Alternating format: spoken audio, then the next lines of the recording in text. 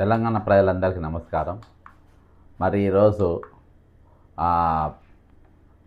92వ మరణం, రిటైర్డ్ ఉద్యోగుల 92వ మరణం ఈరోజు జరిగింది. సార్ పేరు మధుసూదన రావు, ఆదిలాబాద్ జిల్లాకు సంబంధించినటువంటి Madhusudan Rao, retired deputy paramedical officer Adilabad. ఈ రోజున ఆయన చనిపోయిండు. ఈయన వారం రోజుల క్రితము హైదరాబాద్ నిమ్స్ హాస్పిటల్లో జాయిన్ అవ్వడం జరిగింది. ఈహెచ్ఎస్ నాట్ అప్లికబుల్, ఎక్కడ కూడా ఈహెచ్ఎస్ కార్డు పనిచేయలేదు కాబట్టి ఆయన ఇక్కడికి వచ్చి వారం రోజులకే ఇక్కడనే ఉండు. రేపు పొద్దుగాల ఉప్పల్లా ఈయనది అంత్యక్రియలు జరుగుతూ ఉన్నాయి. దయచేసి నాకు ఈయన వివరాలు ఉంటే నాకు తెలుపగలరు. రేపటి దినాన నేను అక్కడికి ఉప్పల్కు వెళ్ళే ప్రయత్నం చేస్తా. దయచేసి రేపటి దినాన ఈ K Madhusudan Rao, retired deputy paramedical officer Adilabad, అక్కడ చేసిండు. అయితే ఆయన 92, ఇప్పటికీ రిటైర్డ్ ఉద్యోగుల మరణాల సంఖ్య 92కు చేరింది. మరి ముఖ్యంగా ఈరోజు నేను యాక్చువల్గా ఇప్పుడు అనుకోకుండా ఈ 92 మంది రిటైర్డ్ ఉద్యోగులు ఇవాటి వరకు మరణించారు. మరి ఈరోజు నేను చేయాలనుకున్న వీడియో మధ్యాహ్నం దానికి కంటిన్యూయేషన్గా నేను ఈరోజు చేస్తున్నా. మరి రేవంత్ రెడ్డి గారు గతంలో మరి రేవంత్ రెడ్డి గారు ఒక ఇంటర్వ్యూలో, తొలివేలు రఘుకృష్ణ ఇంటర్వ్యూలో ఏం మాట్లాడిందో ఒకసారి ఇందాము.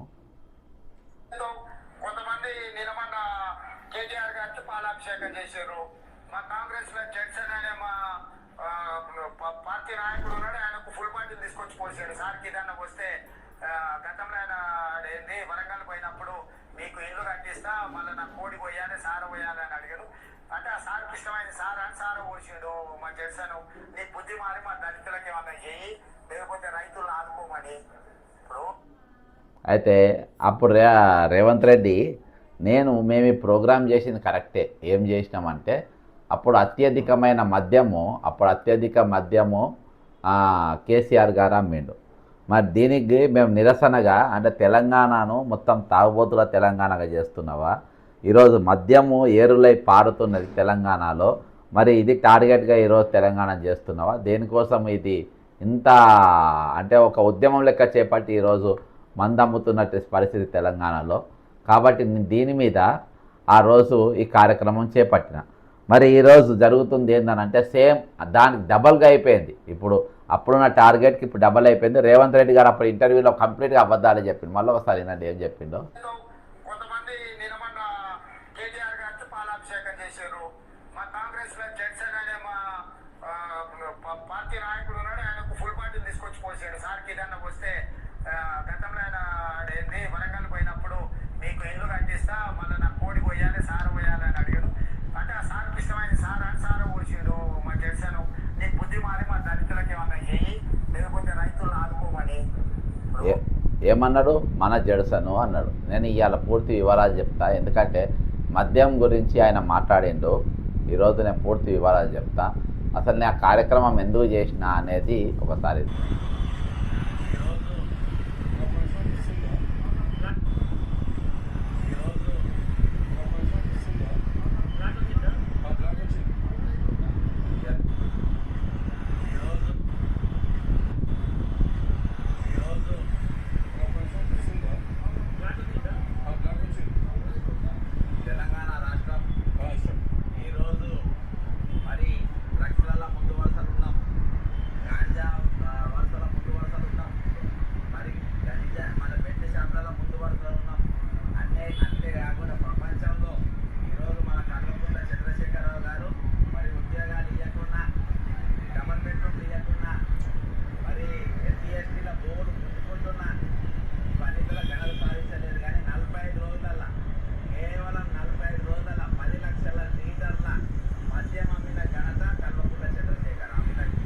ఓకేనా?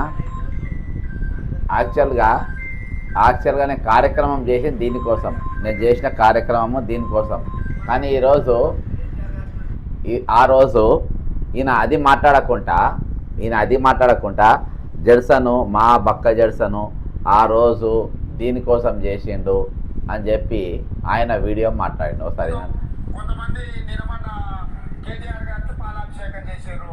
మా కాంగ్రెస్ లో జడ్సన్ అనే మా పార్టీ నాయకుడు ఉన్నాడు, ఆయనకు ఫుల్ బాటిల్ తీసుకొచ్చి పోసాడు. సార్కి ఏదన్నా వస్తే గతంలో ఆయన ఏంటి వరంగల్ పోయినప్పుడు మీకు ఇల్లు కట్టిస్తా, మళ్ళీ నాకు కోడి పోయాలి, సార పోయాలి అని అడిగాడు. అంటే ఆ సార్కి ఇష్టమైన సార పోసాడు మా జడ్సన్. నీ బుద్ధి మారి మా దళితులకి ఏమన్నా చేయి. అదేమంటే ఇది పచ్చబద్ధం. నేను చేసింది ఎందుకంటే 45 రోజులలో 10,000 లీటర్ల 10 లక్షల లీటర్ల మందేదో అప్పుడు అమ్మేండు కేసీఆర్ గారు. అది రికార్డు బ్రేక్. మరి ఈరోజు రేవంత్ రెడ్డి గారు ఆ రికార్డు బ్రేక్ చేసిండు. ఆ రికార్డు బ్రేక్ చేసి ఈరోజు 40,209 కోట్ల రూపాయల మద్యం అమ్మిండు. 40,299 రూపాయల మందు అమ్మిండు. దాదాపు 700 లక్షల కాటన్ల అంటే బీర్లు విస్కీ రెండు కలిపి 700 లక్షల కాటన్ల మందు ఆపిండ్రు. ఇందాక ఒక మెసేజ్ పెట్టుండే మధ్యాహ్నం, ఒక్కొక్క కాటన్లో 12 బాటలు ఉంటాయి. అదే ఒక చరిత్రాత్మకమైన రీతిలో ఈరోజు మందు అమ్మడం అనేది ఒక ఉద్యమంగా చేపట్టిండు. మందు మామూలుగా మండలానికి ఒక దాదో లేకుంటే మేజర్ గ్రామ పంచాయతీకి ఒకటో అవి తిరిగా ఏదో తిరిగా పెట్టిండ్రు. కానీ ఈరోజు ఒక ఉద్యమంగానే చేపట్టిండ్రు. రేవంత్ రెడ్డి గారు ఒక ఉద్యమంగా చేపట్టి ఈరోజు దాదాపు 700 లక్షల కోట్ల మందు ఈరోజు లక్షల కాటన్లు ఈరోజు అమ్మిండ్రనంటే ఈరోజు వాళ్ళ ఆరోగ్యం అయిపోవాలి, ఇవన్నీ ఏమైపోవాలి. సరే అవన్నీ ఒక దిక్కు. మొత్తానికి ఈరోజు ప్రభుత్వానికి వచ్చింది ఏంటంటే ఇవి కాక ఇంకా బార్ల పైసలు సపరేటు, లైసెన్సుల పైసలు సపరేటు, అవన్నీ కలిపి దాదాపు 47,000 కోట్ల రూపాయల దాకా ప్రభుత్వానికి వచ్చింది. ఇక ఏ రోగమే నన్ను ఘోషణ రూపాయి వెళ్ళదు ఉద్యోగులు అని చెప్పి మళ్ళీ ఈయననే అంటారు. దేనికోసం అంటారు అట్లా? దేనికోసము ఆ మాట మాట్లాడతాడు ఈయన అంటారు.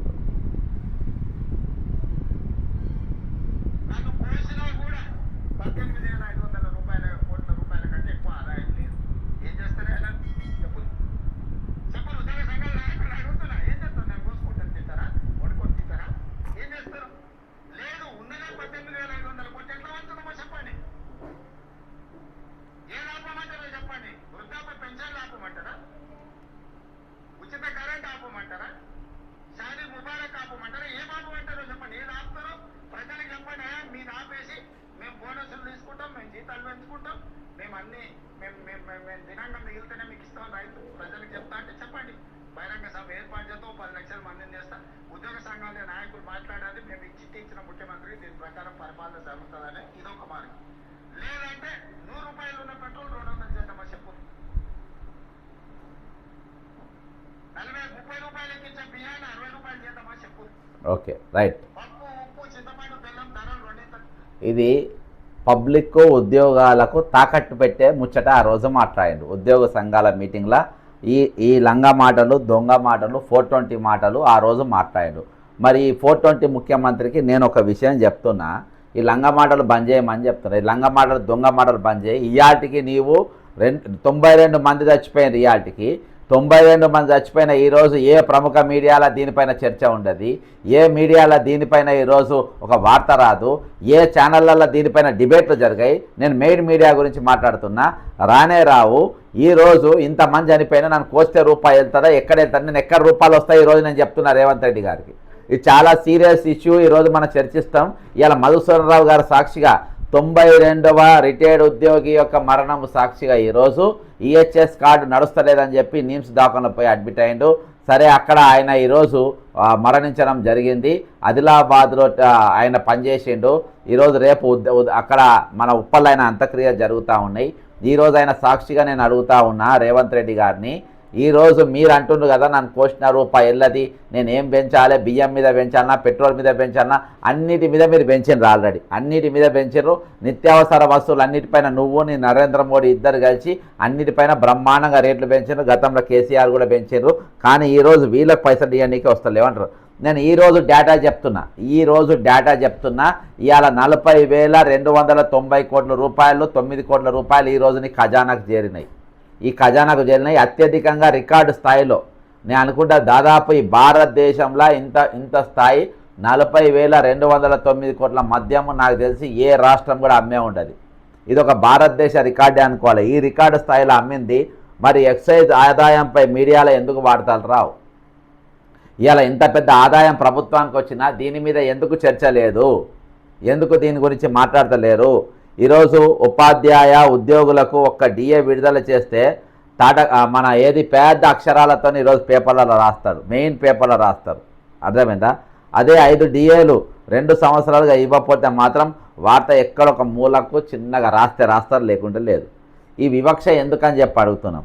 అంతేకాకుండా విద్యుత్ శాఖలో 4 సంవత్సరాలకు ఒకసారి పిఆర్సీ ఖచ్చితంగా అమలు చేస్తుంది అక్కడ.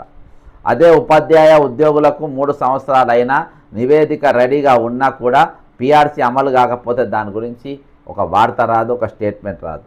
3 సంవత్సరాల నుండి. ఎందుకంటే ఇక్కడ మా ఏది ఇప్పుడు టీజీఓ నాయకులు టీఎన్జిఓ నాయకులు ఎట్లా మోపైనరో మీ అందరికీ తెలుసు. వాళ్ళు ఎట్లా మోపైనరు, వాళ్ళు చాతగాంతనం వల్ల ఈరోజు ప్రభుత్వం ఎట్లా ఆడుకుంటా ఉంది, వాళ్ళ బలహీనతల వల్ల, వాళ్ళ అసమర్థతమైన నాయకత్వం వల్ల ఈరోజు వాళ్ళ స్వార్థం వల్ల ఈరోజు ఉద్యోగులందరినీ కూడా ఆగం చేసి వాళ్ళు మాత్రం ఈరోజు పదవులు ఎంజాయ్ చేసే పరిస్థితిలో ఉన్నారు. కాబట్టి ఈరోజు వీళ్ళకు న్యాయం జరుగుతలేదు.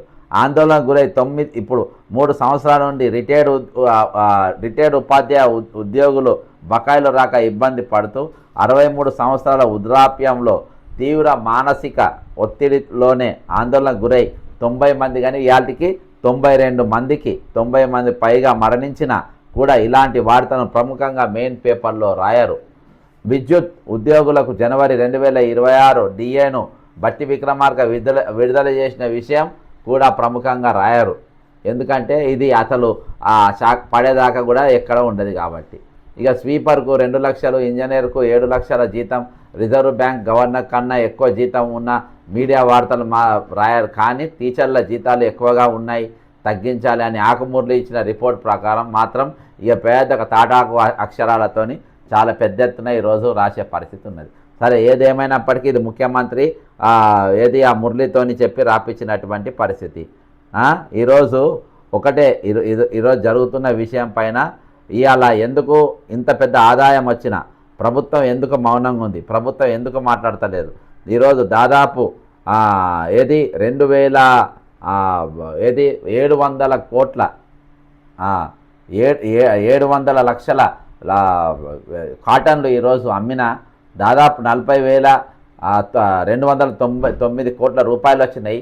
మరి ఈరోజు నీ డబ్బున్నాయి కదా, ఈరోజు నీ కోసిన రూపాయలు కాదు, ఈరోజు నీ దగ్గర పైసలు ఉన్నాయి. మరి ఆ పైసలు ఈరోజు వెంటనే నువ్వు విడుదల చేసి వెంటనే ఈరోజు ఏకకాలంలో మొత్తంలో అందరికి కూడా పైసలు ఇవ్వచ్చు. ఈరోజు ఏకకాలంలో ఇవ్వచ్చు. మరి ఎందుకు ఇస్తలేవు నువ్వు? ఈరోజు గత ప్రభుత్వం తెలంగాణ వచ్చిన తర్వాత ఊరికొక బెల్ట్ షాప్ పెట్టారు. ఊరికొక బెల్ట్ షాప్ పెడితే నువ్వు ఇక 10 ఏళ్ళకు ఒక బెల్ట్ షాప్ పెట్టినావు. గతంలో ఉన్న ముఖ్యం తెలంగాణ ఏర్పడ్డ నాటి నుండి 12,000 కోట్ల రూపాయలు మన ఆదాయం 15-16 ఉంటే ప్రతి సంవత్సరం 2,000 కోట్లు 3,000 కోట్లు 2,000 కోట్లు 3,000 కోట్లు అలా పెరుగుకుంటా ఈరోజు ఎంత వచ్చిందంటే 40,209 కోట్ల రూపాయలు, 1,000 కోట్ల రూపాయలు ఈరోజు ప్రభుత్వానికి ఆదాయం వచ్చింది. మరి ఇంత పెద్ద ఆదాయం వచ్చినప్పుడు మన పైసలు ఎక్కడికి పోతున్నాయి రేవంత్ రెడ్డి గారు? మీరు ఎక్కడ పోతున్నాయి? నువ్వు ఫీజు రియంబర్స్మెంట్ ఇస్తలేవు, అవుట్సోర్సింగ్ వాళ్ళకు తలపులు అడుగుతలేవు, ఆశా వర్కర్ల జీతాలు పెంచలేదు. అర్థమైందా? ఈరోజు మన విద్యార్థుల యొక్క ఫీజు రియంబర్స్మెంట్ ప్రోగ్రాం లేదు. కోర్టు తల్లిదండ్రులను కట్టుమని చెప్పేసింది. ఇక రిటైర్మెంట్ వాళ్ళ పైసలు మొత్తం వాడక దొబ్బినావు నువ్వు. ఆ పైసలు ఇయ్యనికి నన్ను కోసిన రూపాయల డిఏల సంగతి పక్కన పెట్టేసే. ఇక పిఆర్సీ అయితే అమలే లేదు. ఇక ఉద్యోగ సంఘాన్ని సంఘ కింద పెట్టుకున్నావు. నువ్వు ఏది చెప్తే అది తైతక్కలు ఆడుతుండ్రు. ఇక యుద్ధం అంటారు, అగ్నిగుండం అంటారు. అలా అగ్నిగుండం ఉండదు, ఇదిగో పంచాయతీ ఉండదు. అదేంత లాస్ట్ అగ్గిపుల్ల పంచాయతీ కూడా ఉండదు. అటువంటి ఉద్యమాలు ఈరోజు వాళ్ళు చేస్తూ ఉంటారు. మరి చేస్తూ ఉంటే ఈరోజు మీరేం చేస్తుండ్రు? మీరేం మాట్లాడుతున్నారు? ఈరోజు ఎంతమంది 92 మంది చచ్చిపోయారు. అదేందా అత్యధికంగా మరణించింది పోలీస్ శాఖలో మరణించారు. ఈరోజు నీకు కావలి కాసేది పోలీసే. ఈరోజు ఎస్ఐలకు పోలీసే గన్మెన్ ఉంటారు. ఈరోజు సీఏలకు వాళ్ళే గన్మెన్ ఉంటారు. పైనకెళ్ళి కింద దాకా అంతా వాళ్ళే ఉంటారు పోలీసులు. సరే, ఈరోజు మీ మంత్రులకు ఎమ్మెల్యేలకు నీకు అంతా వాళ్ళే. ఈరోజు వాళ్ళే పైసలు ఎగదొబ్బుతే ఎట్లా చెప్పు? ఇవాళ నాకు ఒక ఏఎస్ఐ చెప్తుంది ఇవన్నీ. మేము ఇంతమందికి ఉంటాం కదా సార్, మరి మా పైసలు ఎగదొబ్బుతే ఎట్లా చెప్పు? మేము ప్రాణాలు తెగించి ఇది చేస్తాము. ఈరోజు ఇంతమంది ఆగమై చచ్చిపోతూ ఉంటే కనీసం పట్టించుకొని కూడా పట్టించుకుంటలేదని చెప్పి ఈరోజు ఉద్యోగాలు అడుగుతున్నటువంటి పరిస్థితి, ఈరోజు పోలీసులు అడుగుతున్నటువంటి పరిస్థితి. 92 మంది మరణించినా ఎక్కడ కూడా ఒక చర్చ ఉండదు దీనిపైన, డిబేట్లు జరిగాయి, ఏం జరిగాయి. ఇంతకు మించిన దారుణం ఏముంటుంది చెప్పండి? ఇంతకు మించిన దౌర్భాగ్యం, ఇంతకు మించిన దారుణం ఈరోజు ఎవరు మాట్లాడాలి దీనిపైన? ఎవరు మాట్లాడాలి? ఎవరు దీని గురించి గలమెత్తాలి? ఎందుకు మాట్లాడతలేరు? కాబట్టి ఈరోజు ఖచ్చితంగా దీని గురించి మాట్లాడాల్సిన అవసరం ఉంది. ఈరోజు దాదాపు 200 సంఘాలు ఉన్నాయి. ఈరోజు సంఘ నాయకులందరూ కూడా మీరు దీక్ష చేయండి, మీరు రోడ్లు ఎక్కండి. ప్రభుత్వం చెప్తుంది 100 రోజులలో ఇస్తామని. ఇప్పుడు ఇంత పైసలు ఉన్నాయి కదా, 100 రోజులు నీకు ఎందుకు? నెల రోజులలో ఇవ్వచ్చు కదా, 100 రోజుల టైం ఎందుకు? 100 రోజులల్లో మేము అందరు పైసలు మేము ఇస్తాం, మా జీతాలకి కట్ చేస్తామని పొంగిలేటి శ్రీనివాసరెడ్డి గారు అన్నారు. నేను మీ జీతాలకి కట్ చేసి ఇస్తావా, లేకుంటే మీరు మొత్తం మీ ఆస్తులు అమ్ముకొని ఇస్తారా, మీరు ఎట్లా ఇస్తారో అనేది మాకు అవసరం లేదు. ఈరోజు వాళ్ళ డబ్బులు మీ దగ్గర దాచుకున్నారు, ఆ దాచిపెట్టుకున్న పైసలు మీరు దొంగల లెక్క వాడుకున్నారు. ఇది క్వశ్చన్. కోర్టు ముట్టకాయలు వేసింది, అయినా కానీ మీరు ఇంటలేరు. ఈరోజు భారతదేశం మొత్తము తెలంగాణలో ఈరోజు వీళ్ళ పైసలు ఎగదొబ్బిన సంగతి తెలంగాణ మొత్తం జరిచిపోయింది. రీసెంట్గా జరిగిన కేరళ ఎన్నికల్లో కూడా ఈరోజు ప్రైమ్ ఎజెండా, అక్కడ ప్రైమ్ ఎన్నికల ఎజెండా అక్కడ ఉన్న ముఖ్యమంత్రి ఇదే విజయన్ పినరాయి ఇదే తీసుకున్నాడు. దీన్నే చర్చగా తీసుకొని ఈరోజు ముందు పోయి ఆ రిటైర్ వాళ్ళ పైసలు నువ్వు వాడుకొద్దబ్బినావు, వాళ్ళ పెన్షన్దారులే వాళ్ళకి ఇచ్చినాక ఇక్కడికి వచ్చి ప్రచారం చేసుకొని ఇక్కడికి వచ్చి మాట్లాడు అని చెప్పిండు. కానీ ఈరోజు అదంతా పక్కన పెట్టి ఇక కేవలం వీళ్ళనే టార్గెట్ చేసి వీళ్ళ తరపునే మా దగ్గర పైసలు లేవు, నా దగ్గర రూపాయలు లేదని చెప్పుకుంటే ఇప్పుడు ఈ రోజునే నేను దగ్గర వచ్చిన రూపాయలు చూపెడుతున్నా. ఇది ఎక్కడ ఏ ఐటెంలో రాలే, ఏ పేపర్లో రాలే. నేను చెప్పింది 40,290 కోట్లది ఏది రాలే. నేను పూర్తి వివరాలు మధ్యాహ్నం వీడియోలో పెట్టిన.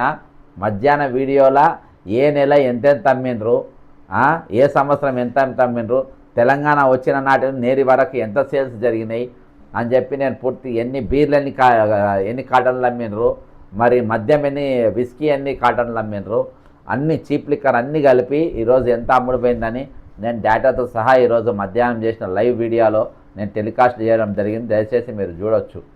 అర్థమైందా? ఈరోజు రికార్డు బ్రేక్ స్థాయిలో అంటే ముఖ్యమంత్రి గారు సాధించిన ఏకైక ఘనత ఏంటంటే ఈరోజు ఆ అనతి కాలంలోనే రాష్ట్రాన్ని ఈరోజు మద్యపానం సేవించడంలో అంటే ఈరోజు నీళ్ళ కంటే ఎక్కువ మద్యం తాగిండ్రు, నీళ్ళ కంటే ఎక్కువ ఈరోజు మద్యం తాగినటువంటి పరిస్థితి తెలంగాణలో. నీళ్ళు తక్కువ, నీళ్ళు సరఫరా ఉండేవో లేవో తెలియదు, మందు మాత్రం పూర్తి స్థాయిలో ఈరోజు సరఫరా చేస్తూ ఉన్నారు. ఈరోజు అందరికీ ఈరోజు అందుబాటులో మందు తీసుకొని వచ్చారు. ఆ స్థాయిలో ఈరోజు నీళ్ళ కంటే ఎక్కువ మందు తాగినట్టే కనబడుతుంది. ఈరోజు అంత దారుణమైన పరిస్థితిలో ఈరోజు తెలంగాణ ఉన్నది. ఈరోజు సరే ఏదో ఒక విధంగా ఈరోజు వాళ్ళ కిడ్నీలు ఖరాబ్ చేసుకున్నా, లివర్లు ఖరాబ్ చేసుకున్నా, లంగ్స్ ఖరాబ్ చేసుకున్నా, వాళ్ళు తాగి ఈరోజు తెలంగాణ యొక్క ఖజానా మాత్రం పెంచారు. మరి ఆ పైసలు వచ్చిన ఆదాయం ఎక్కడికి పోతుంది? ఎవరి జేబులో పోతుంది? ఎవరి బిల్లులో ఎవరి పాలవుతున్నాయి ఆ పైసలన్నీ? ఎవరికి బిల్లులు చెల్లిస్తూ ఉన్నారు? ఈరోజు రిటైర్మెంట్ పైసలు మాత్రం వీళ్ళకి ఇవ్వకుండా ఎక్కడికి పోతున్నాయి ఆ పైసలు? 40,000 కోట్ల రూపాయలు, 40,209 కోట్ల రూపాయలు ఎక్కడి పోయినా రేవంత్ రెడ్డి గారు, బట్టి విక్రమార్క గారు ఎక్కడికి పోయినారు? దేనికి డైవర్ట్ చేసిండ్రు? అవి కూడా దేనికోసం వాడుతుండ్రు? వీళ్ళ నోర్లు కొట్టి ఇప్పటికైనా వీళ్ళకి ఇవ్వచ్చు కదా పైసలు. ఇప్పటికైనా ఎందుకు మీకు మనసొప్తలేదు? ఎందుకు మీకు ఇయ్యబుద్ధి అయితే లేదు? ఎందుకు మీ పానం ధరిస్తలేదు ఈరోజు వీళ్ళ డబ్బులు వీళ్ళకి ఇవ్వడానికి?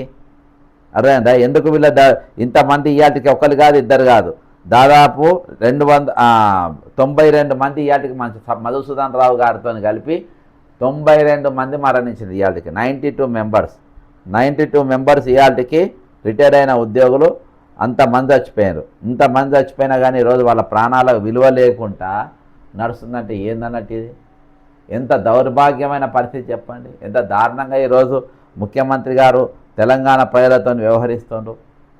కాబట్టి ఈరోజు మీరందరూ కూడా స్పందించాల్సిన అవసరం ఉంది. నేను 200 ఉద్యోగ సంఘాలు ఉంటాయి. అన్న నమస్తేనా? అన్న నమస్తేనా? అన్న నమస్తే. బాగున్నా. మీ నిద్ర ఖరాబ్ చేసిందా ఏంది? మీకు పగలేనా? అయితే ఇప్పుడు ఎందుకు చేసిన అంటే అన్న, ఇయాటికి 92కు రీచ్ అయింది నంబర్. ఆదిలాబాద్లో ఇవాళ కూడా ఒక మధుసూదన్ రావు సార్ చనిపోయింది. మధుసూదన్ రావు సారు నిమ్స్ హాస్పిటల్లో చనిపోయాడు.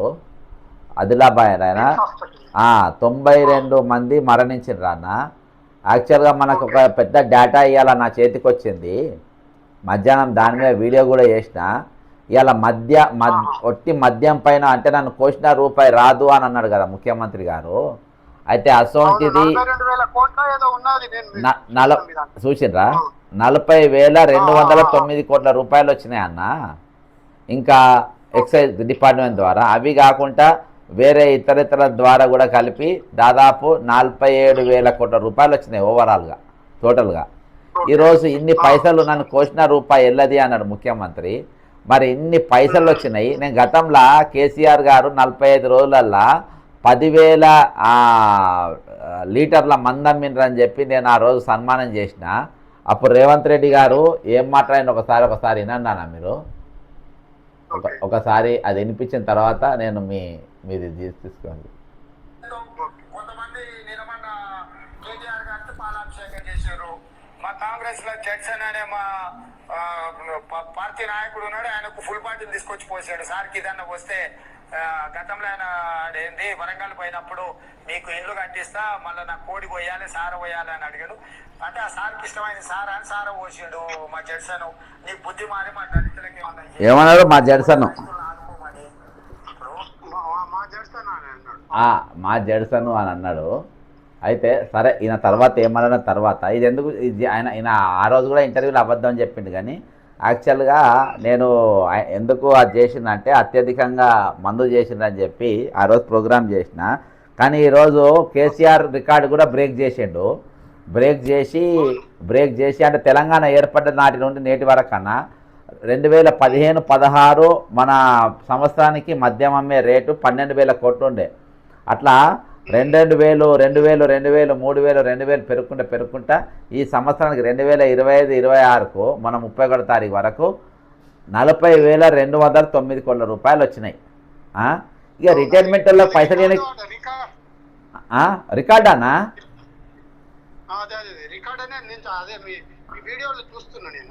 చూసినా ఇది ఆల్ టైమ్ రికార్డు. ఈ ఆల్ టైమ్ రికార్డు. మరి డబ్బులు వచ్చినాక వీళ్ళకి ఈయనకి రోగం ఏమొచ్చిందన్న. ఇప్పుడు దీంతో ఫీజు మీ రిటైర్మెంట్ పైసలు ఇచ్చుడే కాక డిఏ ఇంప్లిమెంట్ చేయొచ్చు, పిఆర్సీ ఇంప్లిమెంట్ వారు పనిచేస్తా కదా నీకు వచ్చినాయి. ఇప్పుడు ప్రభుత్వంలో ఉన్న వాళ్ళు అందరూ పనిచేస్తున్నా కదా నీకు ఇప్పుడు ఎక్సైజ్ డిపార్ట్మెంట్ మీద 40,209 కోట్ల రూపాయలు వచ్చినాయి.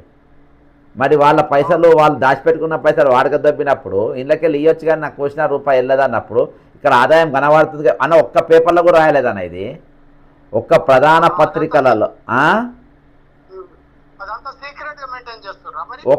సీక్రెటే. నువ్వు చూసినావా ఏనా నా ఛానల్లో తప్ప? ఏమన్నా చూసినావా? ఇది ఏమన్నా చూసినావా? ఎండ్ల రాలే. ఎందుకంటే వాళ్ళు దొంగ పని చేస్తుండ్రు, ఎండ్ల రావద్దు, ఈ ఆదాయం వచ్చేది తెలిస్తే అందరు కలిసి అడుగుతారు అని అంటారు. ఇవాళ 92 మంది చచ్చిపోయారు. పైసలు నాకు ఎందుకు ఇస్తలేరానా? అవునన్నా, ఇప్పుడు వాస్తవంగా మీరు అనేది 100% కరెక్ట్. ఎందుకంటే ఇప్పుడు ఈ ఆదాయాలే కాకుండా అన్న నేను ఒక విషయం చెప్తా మీకు. అవునా?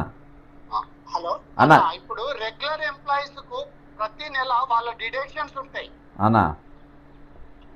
వాళ్ళది జిఐఎస్, జిఎల్ఐ, జెడ్పీ, జిపిఎఫ్ ఇవన్నీ డిడక్షన్స్ ఉంటాయి. అవి కోట్ల అమౌంట్ జమ అవుతుంది. తర్వాత మేము రిటైర్డ్ అయిన 25,000 మందిది కూడా మాకు ఇప్పుడు శాలరీ ఫర్ ఎగ్జాంపుల్ 1,50,000 వచ్చింది అనుకోండి సర్వీస్ లో ఉన్నప్పుడు. ఇప్పుడు పెన్షన్ ఎంత వస్తుంది? 50,000 మాత్రమే వస్తుంది. రిమైనింగ్ 1,00,000 కూడా మిగులుతుంది కదా. మరి ఇవన్నీ కూడా ఈ డబ్బంతా ఎక్కడ పోతుందో అర్థమైతలేదు. అటు ఇప్పుడు 25,000 మంది మీరు రిటైర్డ్ అయితే మరి ఎంత మందిని అపాయింట్మెంట్ చేసిన వాళ్ళు ఒక్కరిని కూడా అపాయింట్మెంట్ చేయలేదు. ఒక్కరు కూడా అపాయింట్మెంట్ కాలే. నిరుద్యోగులు వాళ్ళు ఇబ్బంది పడుతున్నారు. తర్వాత ఎవరికేమి ఇవ్వకుండా కేవలం నాకు అర్థమయ్యేది ఏంటంటే వీళ్ళు అంటే దొంగలు ఊళ్ళు పంచుకున్నట్టు ఈ కాంట్రాక్ట్ వాళ్ళకు ఇచ్చుకుంటూ వీళ్ళు పర్సెంటేజ్లు వీళ్ళు అంటే కాంట్రాక్టర్లు ఎవరు? వీళ్ళే కదా దొంగలు. ఈ దొంగలు పనులు చేసుకుంటా మొత్తం వీళ్ళు డ్రా చేసుకుంటున్నట్లు మనకు అవగతం అవుతుంది. అంటే వీళ్ళు లోపల ఒక ముఠా లెక్క తయారైంది అన్న. ఎప్పుడు గతంలో మనం ఏ ప్రభుత్వం చూసినా దరిద్రంగా లేకుండే. మరి వీళ్ళకు మరి వీళ్ళకి హైకమాండ్ ఢిల్లీ వాళ్ళు ఏం చేస్తున్నారు? మరి వాళ్ళని చూసి కదా వీళ్ళు మనం అంతా ఓట్లు వేసింది. మరి వాళ్ళు సపోర్ట్ చేస్తలేరు, వీళ్ళేమో దోసుకుంటూ మరిగిండ్రు. మరి ఇది చాలా ఘోరమైన పరిస్థితి. మరి ఇక భవిష్యత్తు ఎట్లా ఉంటది అంటే, అసలు అంటే దోసుకుంటే ఎవరు, ఏ సంఘాలు ఎవరు ఏం మాట్లాడొద్దా, ఏం అడగరా? మరి మరి ఈ మేధావులు ఏం చేస్తారు, తర్వాత ఈ యువజన సంఘాలు ఏం చేస్తున్నాయి? మీరు మాత్రమే ఎక్కడ చూడండి మీ వాయిస్ వినబడుతుంది మొత్తము. మరి మరి మీకు ఏం చేస్తున్నారు, ఆపోజిట్ పార్టీస్ ఏం చేస్తున్నాయి? మరి వీళ్ళంతా కూడా ఇంత ఓపెన్ గా అవినీతికి పాల్పడుతుంటే అడగకపోవడం చాలా విచారకరమైనటువంటిది. మరి రాష్ట్రాన్ని ఎటు తీసుకెళ్తున్నారు అంటే, వీళ్ళు దరిద్రం వైపు తీసుకెళ్తున్నారు, అంటే ముంచుతున్నారు ఒక మాటలో చెప్పాలంటే. మరి ఇలాంటి పరిస్థితి వస్తుందని మనం ఊహించలే. తెలంగాణ వస్తే మన పిల్లలు బాగుపడతారు, మన రాష్ట్రం బాగుపడుతుంది, మనం బాగా అభివృద్ధి అవుతాం అనుకున్నాం, కానీ ఇంత దరిద్రంగా తయారైద్దని కలలో కూడా ఊహించలేదు. మరి చనిపోయినటువంటి పిల్లలు వాళ్ళు ఏం ఆశించి వాళ్ళు ప్రాణత్యాగం చేసిర్రు? మరి అవన్నీ కూడా వీళ్ళు మర్చిపోయి రాజభోగాలు అనుభవిస్తారు ఇవాళ. నాడు రాజులు ఉండరో లేరో కానీ వీళ్ళని చూస్తుంటే వీళ్ళ తిండి, వీళ్ళ అట్టాసము, వీళ్ళ ఫ్లైట్ల ప్రయాణాలు, మరి ఇవన్నీ చూస్తుంటే మరి అంటే వీళ్ళకు మరి రాజ్యాంగంలో ఉన్న లొసుగులను వీళ్ళు ముందల పెట్టుకొని వీళ్ళు చేస్తుర్రా? మరి కేంద్ర ప్రభుత్వం ఏం చేస్తుంది, గవర్నర్ ఏం చేస్తుండు? మరి మీరు ఎన్నిసార్లు రిప్రజెంటేషన్ ఇచ్చారు? అంటే ఇది ప్రజాస్వామ్యమా కాదా అనేది ఒక రకంగా మనం అందరం ఆలోచన చేయాల్సిన అవసరం ఉంది. మరి దీంతో మరి ఏ రకంగా దీన్ని నిరోధించాలి, ఆపాలి అనేది మాత్రము మరి అది ఒక పెద్ద ప్రశ్నగానే మిగులుతుంది. మరి అంటే ఇట్లా దోచుకుంటే దీనికి ఆపడం అనేది మార్గమే లేదా అనేది ఒక ఆలోచన అయితే కలుగుతుంది. రాచరిక పాలన, రాచరికంలో కూడా ఇంత దరిద్రంగా లేదనిపిస్తుంది అన్న. రాచరికంలో కూడా రాజు ప్రజలను మంచిగా చూసుకున్న రాజులు ఎంతో మందిని చూసినాం మనం. అశోకుడు, అక్బరు ఇలాంటి రాజులను. అయితే ఇంత దరిద్రంగా ఇప్పుడు పొంగిరెడ్డి శ్రీనివాసరెడ్డి గారు మేము 3 నెలల్లో 100 రోజులల్లో అందరు పైసలు ఇస్తామన్నారు. 3 నెలలు ఎందుకు? ఇప్పుడు పైసలు రెడీగా ఉన్నాయి, కనబడుతూనే ఉన్నాయి. మీరు మీడియాకు రాకుండా ఏం రాకుండా నా దగ్గర మొత్తం లెక్క ఉంది. మీ దగ్గర ఇప్పుడు ఒక డిపార్ట్మెంట్కి వెళ్ళే వేరే జిఎస్టీలు అవన్నీ కాకనే ఇప్పుడు దాదాపు 40,209 కోట్ల రూపాయలు మీ దగ్గర ఉన్నాయి. మరి ఆ డబ్బులు ఈరోజు ఇవ్వచ్చు కదా, ఇచ్చేయచ్చు కదా మీకు. మళ్ళీ దీనికోసం 100 రోజులు ఎందుకు? మీ జీతాలకి వెళ్ళి కట్టింగ్లు ఎందుకు? మీ డిఏలకి వెళ్ళి కట్టింగ్లు ఎందుకు? మీ ట్రాన్స్పోర్టేషన్కి వెళ్ళి కట్టింగ్లు ఎందుకు? మీ జీతంలోకి వెళ్ళి కట్ చేశానే మీకు ఇస్తామని త్యాగపూరితమైన మాటలు మాట్లాడింది కదా. త్యాగాలు మీరు ఎందుకు చేయాలి? ఇప్పుడు వచ్చిన రెవెన్యూకి వెళ్ళి రాదని నేను అంటున్నా. అవునన్న, మీరు అనేది 100% కరెక్ట్. ఎందుకంటే గతంలో మనకు ప్రత్యేక తెలంగాణ ఏర్పడ్డప్పుడు కానీ ఇప్పుడు కానీ ఇంకెప్పుడు కానీ ఈ రాజకీయ నాయకులు ఎవరు చచ్చిపోలే, వాళ్ళ పిల్లలు చచ్చిపోలే. చచ్చిపోయిందంతా కూడా ఇది పిల్లలు, మన మామూలు ఆర్డినరీ కుటుంబాల నుంచి వచ్చినటువంటి పిల్లలు, వాళ్ళు మోటివేషన్ అయ్యి వాళ్ళు చనిపోతున్నారు. కానీ వీళ్ళంతా కూడా సంపాదించుకుంటున్నారు, మంచిగా వాళ్ళు జల్సాలు చేస్తున్నారు. కానీ మరి మీరు అనేది 100% కరెక్ట్. డబ్బులు లేవు అనేది తప్పు. ఇవ్వాలనుకుంటే ఒక్క రోజు ఇవ్వచ్చు. ఈ 100 రోజులు అనేది మరొక గేమ్ లెక్క నాకు అనిపిస్తుంది. అంతే కదన్న. ఈ అక్కడ దాకా పోయినాక మళ్ళీ 100 రోజులకు రాజేవాడో ఇదేవరు. కాబట్టి మళ్ళీ పై రోజులు మొదలవుతాయి సెక్రటరియట్ లో. 100 రోజులు అంటే 100 రోజులు అంటే మళ్ళీ దుకాణాలు మొదలవుతాయి. నేను ఏమంటున్నా అంటే, ఇప్పుడు జేఏసీలో 200 సంఘాలు ఉన్నాయి కదా అన్న. మీరు అందరు కలిసి ఇప్పుడు 206 సంఘాలు ఈరోజు జేఏసీలో ఉన్నాయి. మీరు ఇవాళ దాకా మీ అంగి నలగలేదు. మీరు చేసే ఉద్యమంతో మీ చెట్టు కూడా నలగలే. మీ చెట్టుకున్న గంజి కూడా గాలలే. కనీసం మీ చెట్టుకు ఒక చెమట చుక్క కూడా ఇవాటికి బయటికి రాలే. ఇంత ఎండాకాలం ఉన్నా కానీ అంటే అంత చల్లగా మీరు ఉద్యమం చేస్తుండ్రు. నేను చెప్పేది ఏంటంటే, 206 సంఘాలు మీరు 2 రోజులు నిరాహార దీక్ష చేయండి భయ్. 48 వాళ్ళ బొర్రలు కరుగుతాయి కదా అన్న. వాళ్ళ బొర్రలు ఎట్లనే ఉండాలి. వాళ్ళ బొర్రలు కరుగుతాయి, వాళ్ళ కొవ్వు కరుగుతుంది. మీరు కనీసము ఒక 2 రోజులన్నా, ఒక 2 రోజులు 48 గంటలు దీక్ష చేయండి. 2 రోజులలో ఇవ్వాలని చెప్పి దీక్ష చేయండి మీరు. మొన్న ఆర్టీసీ వాళ్ళు చేసిర్రు ఉధృతంగా. శంకర్ గౌడ్ ఎంత ప్రాణత్యాగానికి ఎంత ఒడిగట్టిండు. నిజంగా అది చాలా పిటి విషయం అది. అన్నా అది జరిగిన వాస్తవం ఏంటంటే వాళ్ళందరూ ధర్నాకు పోవాలనే చూసారు వీళ్ళు. వాళ్ళందరూ ధర్నాకు పోవాలి. పోయినాక చూసి ప్రైవేట్ వాళ్ళని ఎంటర్ చేసారు. ఇక మమ్మల్ని ఇక వీళ్ళని తీసుకుంటే లేరని చెప్పి పొన్నం ప్రభాకర్ చాలా రఫ్గా మాట్లాడిందంట వీళ్ళతో చర్చలల్లో. మాట్లాడితే ఇక మా నౌకలు పోయేటట్టుగా ఉన్నాయని చెప్పి ఈయన పెట్రోల్ పోసుకొని గాలబెట్టుకోండు. సేమ్ అదే టైంలో ఖమ్మంలో లింగారెడ్డి కూడా గాలబెట్టుకుని లింగారెడ్డి భార్యాభర్తల పంచాయతీ అనేది క్రియేట్ చేసారు. ఇప్పుడు శంకర్ రెడ్డి సూసైడ్ చేసుకున్నప్పుడే ఆయన ఆత్మహత్య యత్నం భార్యాభర్తల పంచాయతీ ఆ రోజు చేసుకుంటారా? అంటే అట్లా క్రియేట్ చేసిండ్రు.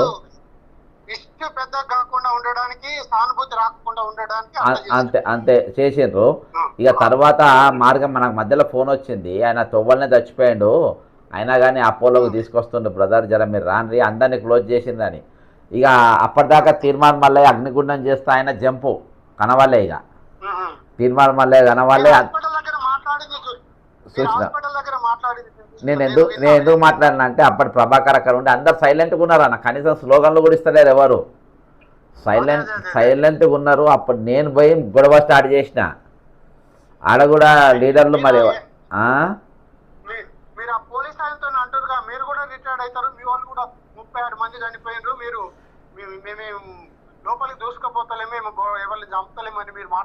అవును, రేపు మళ్ళీ నీ తరపు నేనే మాట్లాడాలని. అయితే వాస్తవం కూడా అదే కదా మరి. నిజం కూడా అదే, ఎవరు మాట్లాడతారు. అయితే సేమ్ ఇప్పుడు సరే వాళ్ళకి 11% ఫిట్మెంట్ ఏమో వచ్చింది. వాళ్ళు ప్రభుత్వం మెయిన్గా ఎందుకు భయపడ్డది తెలుసా అన్న? రిటైర్ అయిన ఉద్యోగులది అస్సలు సల్లాడతలేదు, ఇంకా ఉద్యమం ఉధృతం అవుతుంది. సేమ్ వీళ్ళు ఆర్టీసీ వాళ్ళు కూడా జత కలిపిండ్రు అనుకో, ఇక ఆపలేమని చెప్పి ముఖ్యమంత్రి నువ్వు ఏం చేస్తావో నాకు తెలియదు, ఇది ఇమ్మీడియట్గా సాల్వ్ అయిపోవాలని కేవలం మన భయంతోనే అక్కడ జరిగిన గొడవతోనే అది సాల్వ్ చేసి పంపారు. విన్నావన్నా? ఇప్పుడు నేను అనేది ఏంటంటే 200 జేఏసీ సంఘాలు ఇయాటి వరకు మీరు చేసింది ఒక ప్రెస్ మీటింగ్లు ఎక్స్టెన్షన్ జేఏసీ మీటింగ్ తప్ప మీరు పీకింది ఏం లేదు, ఒరగబెట్టింది ఏం లేదు. కనీసం ఇప్పుడన్నా మీరు 48 గంటల దీక్ష చేయమంటున్నా. నేను 48 గంటల దీక్ష చేయని, నెల రోజులలో పైసలు ఇవ్వమని చెప్పు. ఎందుకంటే మీరు చేస్తే ఇప్పుడు వీళ్ళు ఇంతవరకు మా గురించి కార్యాచరణ ఎక్కడ చేయలేదు, ఎక్కడ కూడా చేయలే. ఓన్లీ నిన్న మొన్న శాఖ ఎక్కువ అయినాక ఏం చేస్తారంటే ఏదో కొద్దిగా లెటర్ ప్యాడ్ లో 2 డిమాండ్ గా పెట్టారు. అంతేగాని మరి ప్రభుత్వం మీద ఒత్తిడి ఎక్కడ తీసుకొస్తలేరు. 100 రోజులు అని మా మంత్రి అంటే 100 రోజులు ఎందుకు ఇమ్మీడియట్ ఇవ్వాలని ఒక్కడు కూడా స్టేట్మెంట్ ఇవ్వలే. అందుకని అంటున్నా 100 రోజుల దాకా ఎందుకు, మీకు ఎట్లన్నా ఇవ్వాలని ఉంది కదా, మీరు ఇప్పుడే ఇచ్చేయండి. 100 రోజులలో కనీసం నెల రోజులన్నా ఇవ్వమని చెప్పి మీరు డిమాండ్ చేయాలని చెప్పి మనము ఇప్పుడు ఈసారన్నా కనీసం వీళ్ళు దీక్ష చేసి జర ప్రభుత్వం పైన ఒత్తిడి తేవాలనేది మన డిమాండ్ అన్న. తప్పకుండా అది కరెక్ట్ ఆలోచన కూడా. ఎందుకంటే వీళ్ళు సంఘాలు బాధ్యులుగా ఉండి ప్రభుత్వానికి వత్తాసు పలుకుతున్నారు. మరి ఇక్కడ ఇంతమంది చనిపోయినరు, మరి వీళ్ళని పట్టించుకోకుండా మరి వీళ్ళు ఏమిట్టుకున్నట్లు అర్థమైతలేదు. ఇంకా వీళ్ళు ఏమైనా పర్మనెంట్ శాశ్వతం ఇంకో సంవత్సరం 2 సంవత్సరాలు అయితే వీళ్ళంతా రిటైర్డ్ అవుతుందే కదా. మరి అయినప్పుడు వీళ్ళ గతి ఏంది? మరి కనుక సర్వీస్ లో ఉన్నప్పుడు మేమంతా కూడా సంఘాలలో పనిచేసిన వాళ్ళమే కనుక మరి అందరి గురించి ఆలోచన చేసి ఫస్ట్ ప్రాధాన్యత క్రమము ఇమీడియట్లీ గా ఒకే రోజులో ఇప్పించేటువంటి ఏర్పాటు మరి సంఘాలు జేఏసీ ముఖ్యంగా పూనుకొని ఇప్పించినట్లయితే మరి ఎంతలో కొంత మేలు చేసినటువంటి వాళ్ళు అవుతారు. అంటే మరి ఇప్పటికే చాలా నష్టం జరిగింది. ఆయన ఒక కామెంట్ పెట్టిండు కంది వంశీ, మద్యం ఆదాయం 40,000 కోట్ల రూపాయలు వస్తే ప్రధాన మీడియా ఎందుకు రాయరు? ఈ డబ్బుతో రిటైర్మెంట్ ఎంప్లాయీస్ బాకీ తీరిపోతుంది కదా. జడ్సన్ గారు మీరు ప్రధాన మీడియాలో ప్రధాన మీడియా ఎవరు రాస్తలేరు వంశీ గారు, వాళ్ళు రాయరు కూడా. నేను ఇంత కాదు, రాష్ట్రపతికి ఇచ్చిన అన్ని పేపర్లో పంపిన ఎవరు రాయలే, మన ప్రధానమంత్రికి ఇచ్చిన, ఆర్బీఐకి ఇచ్చిన, అన్ని పేపర్లకు ఇచ్చిన, అన్ని ఛానళ్ళకు ఒక హెచ్ఎంటీ వాళ్ళు రాసినారు. కానీ ఒక్క ఛానల్ రాయాలి, ఒక్క పేపర్ రాయాలి, దీని మీద ఒక్క పేపర్ కూడా రాయాలి.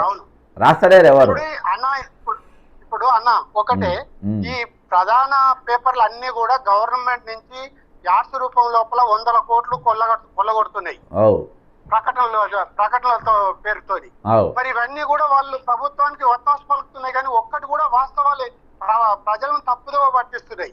అన్న ఇప్పుడు ఏదైనా ఒక డిఏ ఇచ్చేది ఉంటే ఇక పండుగ ఇంత ప్రకటించింది అంత ప్రకటించిందని హెడ్డింగ్ పెట్టి రాస్తారు. అన్న 91 మంది అన్న 91 మంది చచ్చిపోతే ప్రధాన వార్త కదా అన్న, ఎంత పెద్దగా రాయాలి చెప్పు. 92 మంది ఇయాటికి 92 విన్నారా వంశీ గారు, 92 మంది చచ్చిపోయారు. ఇవాళ 92 మంది 92 మంది చచ్చిపోతే మెయిన్ హెడ్డింగ్ లో అన్ని మెయిన్ పేపర్లు అన్ని రాయాలి. ఇవన్నీ కూడా అన్న ఈ పేపర్లు అన్ని కూడా ఆంధ్ర పేపర్లు వాస్తవంగా అంతా దోపిడీకి పాల్పడుతున్నాయి. ఇది మన తెలంగాణ వాళ్ళు గమనిస్తలేరు. ఈ ఎవడైతే నాయకుడు వస్తుండో వాళ్ళకు ఒత్తాసు పలుకుతుండు, కానీ ఈ రాష్ట్ర అభివృద్ధికి ఎవడు పాటుపడతలేడు. అంటే ఈ మీడియా అన్ని కూడా తప్పుడు ప్రకటనలు ఇచ్చి ప్రజలను తప్పుదో పట్టిస్తున్నాయి. ప్రజలకు ఏంటంటే ఏదో పనికిరాని బియ్యం అని అది ఇదని ఏదో ఉచితాల పేరు మీద వాళ్ళను తప్పుదో పట్టిస్తారు. మరి ఇదంతా కూడా ప్రభుత్వము లో ఉన్నటువంటి నాయకులు వాళ్ళ స్వార్థం కోసము వాళ్ళ ఆస్తులు అన్న ఒక్కొక్కని ఆస్తులు చూస్తే వాళ్ళ తరతరాలకు సరిపోను. అంటే 1000 కోట్లు ఎట్లా వస్తాయన్నా? మరి నేను 42 ఏళ్ళు ఉద్యోగం చేసిన, మరి నేను ఎన్ని కోట్లు సంపాదించిన, మరి వాళ్ళు ఎట్లా సంపాదిస్తారు? అంత తెలియకల్లోలా వాడు ఎవడన్నా పరీక్ష పెడితే ఒక్కడన్నా పాస్ అవుతాడన్నా? వ్యవస్థలో ఉన్నది మనం. చైనాలో ఉన్నట్టు చట్టాలు పగడ్బందీగా అమలు చేసి ఎవరి ఆస్తినైనా కూడా జబర్దస్త్గా ఇంత ఎట్లా వచ్చిందని అడిగి లోపల పడేస్తే అప్పుడు తెలుస్తుంది. అసలు చట్టాలు ఇక్కడ లేవు కదా, కాబట్టే వాళ్ళు ఏం చేసినా నడుస్తుంది, ఏది చేసినా నడుస్తుంది. ఓపెన్గా బహాటంగా బాజాబ్తా ఇవాళ మనం చూస్తూ ఉన్నాము. అరే ఇంత పెద్ద కౌంటీ రోజు కనబడుతుంది, ఇంత పెద్ద ఆదాయం వస్తుంది అన్న, ఆదాయం ఫుల్ ఉందన్న. వీళ్ళకి ఏంటంటే అప్పులు తేవాలి, తెలంగాణ ఉన్న రోజులు ముంచాలే, పీకాలే. ఇదే దుకాణం, వేరే దుకాణం పెట్టుకోలే, ఇదే ముంచాలే దాటాలే 2014 నుంచి అన్న ఇప్పుడు మనకు సపరేట్ తెలంగాణ అయినప్పటి నుంచి నాయకులు ఎట్లంటే వాళ్ళు సంపాదించుకోవడానికి వచ్చినట్టుగా ఫీల్ అవుతున్నారు, కానీ ప్రజాసేవ చేయడానికి రాష్ట్రాన్ని అభివృద్ధి చేయడానికి అని ఎక్కడ ఒక్క నాయకుడు కూడా మనకు కనిపిస్తలేడు. లేదు, ఆలోచన లేదు వాళ్ళ. ఇప్పుడు చూస్తుంటే భయానికో భక్తికో ఉమ్మడి రాష్ట్రంలో ఆంధ్రోళ్ళు భయానికో భక్తికో ఇంత మనకు పనులు అయినాయి, కానీ ఇప్పుడైతే మరీ దరిద్రంగా తయారైంది. తెగబడ్డారు మిగులు రాష్ట్రాన్ని ఎవడన్నా గిన్ని లక్షల కోట్ల అప్పులు చేస్తాడా అన్న? ఎవడన్నా మిగులు రాష్ట్రాన్ని ఏం దరిద్రంగా వీళ్ళు ఎంత సమర్థులో గిన్ని అర్థమవుతుంది. అంతే మరి ఏమన్నా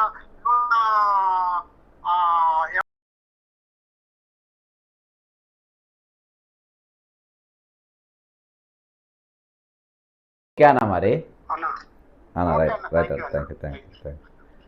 ఇది జరుగుతున్న పరిస్థితి తెలంగాణలో ఉన్నది. సుధాకర్ అన్న ఇప్పుడు అబ్రాడ్లో ఉన్నాడు, దాదాపు 2 నెలలకి వెళ్ళి. ఖచ్చితంగా ఈరోజు ప్రభుత్వానికి నిజంగా చిత్తశుద్ధి ఉంటే 92 మంది మరణించారు. ఇప్పటికీ 92 మంది మేము ఇంకొక మరణం కాకముందు అందరు డబ్బులు ఇవ్వాలని చెప్పిన ప్రభుత్వం ఇవ్వకుంటే ఈరోజు ఉన్నది. సరే, ఇప్పుడు అన్నట్టు ఆ 25,000 మంది రిటైర్డ్ అయిన వాళ్ళ సగం జీతం ఇస్తుండ్రు, సగం పెన్షన్ మేము మిగులుతున్నాయి కదా. ఆ 25,000 మందిని మేము నియమించుకున్నాము, ఇంకా మాకు భారం పడేదని మీరు చెప్పడానికి ఆ 25,000 మందిలో మీరు ఒక్క పోస్ట్ కూడా మీరు నింపలే కదా. డిఎస్సి పోస్టు ఖాళీలు అట్నే ఉన్నాయి. అదే గ్రూప్ 1 ఇంకా రిటైర్మెంట్ పెరిగాయి ఆల్రెడీ. ఎక్సైజ్ డిపార్ట్మెంట్ పెరిగాయి. ఎడ్యుకేషన్ డిపార్ట్మెంట్ నేను చెప్పిన, పోలీస్ డిపార్ట్మెంట్లో దాదాపు 20,000 పోస్టులు ఆల్రెడీ. ఇవి కాకనే ఇంకా ఖాళీలు అన్నీ అట్నే ఉండే. ఇవన్నీ అట్నే ఉంచి ఈరోజు మీకు పైసలు మీకు మిగులుకుంటూనే పోతున్నాయి. అవి వాళ్ళకి ఇచ్చేస్తే అయిపోయేది కదా. బట్టి విక్రమార్క, రేవంత్ రెడ్డి వీళ్ళిద్దరు కలిసి ఖజానాను మొత్తం కథం పట్టించారు అనేది మనకు స్పష్టంగా కనబడుతుంది. ఏది ఏమైనప్పటికీ నా డిమాండ్ ఏంటంటే 100 రోజులల్లా 100 రోజులు కాదు, 100 రోజులల్లా రిటైర్మెంట్ బకాయిలు మొత్తం వాళ్ళకి ఇవ్వాలని చెప్పి నేను డిమాండ్ చేస్తూ సెలవు తీసుకుంటున్నా. దయచేసి దీని మీద కామెంట్ చేయండి, షేర్ చేయండి. మీరు ఖచ్చితంగా మీ అభిప్రాయాన్ని తెలపాలని కోరుకుంటూ సెలవు తీసుకుంటున్నా. జై తెలంగాణ, అమరవీరులకు జోహార్లు.